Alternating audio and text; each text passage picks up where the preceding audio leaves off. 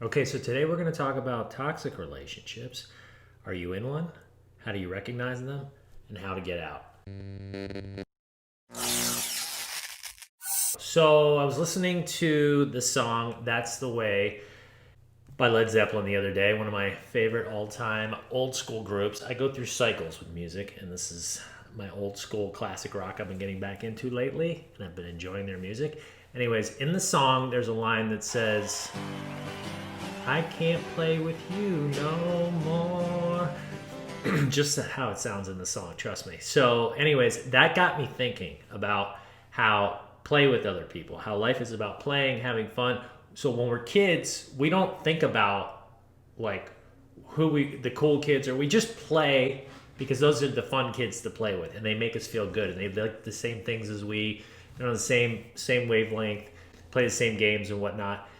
Then it gets older, and then there's all these politics involved, and you want to hang out with certain types of people. Then you get in, young adulthood, and there's some relationships are more forced. It's people that hang out with your kids, other parents, or it's work colleagues or whatever that you wouldn't necessarily seek out. At the end of the day, we end up getting into toxic relationships all the time. Remember, you are the average of the three people you hang out with most in your life. That is a universal principle. It is a universal truth. I have seen it repeated over and over. So if you're hanging out a lot with people that might score lower in their 5 cores, have them take that 5-core assessment on moremomentum.com, MOORE.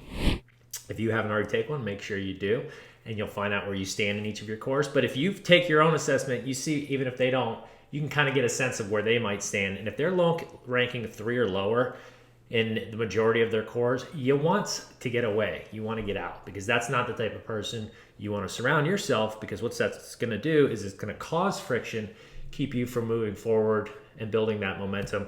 I, in particular, remember very specifically when I was in my victimhood when I was younger, back before I became an owner of my life, a growth owner. I was in a fixed victim stage. And in my adolescence, so around 12, 13, I had a group of friends that was so toxic. All they would do was rag on each other. And yes, guys, they tend to do that kind of ribbing and stuff. But this was beyond that. This got into really nasty stuff. And it was like make the other person feel as bad as they could. And that was the group that I was in for years. And I ended up really becoming very insecure and down on myself because I didn't know how to brush it off as well as some of these other guys, or at least they made it look like they brushed it off. Maybe they didn't as well. Who knows?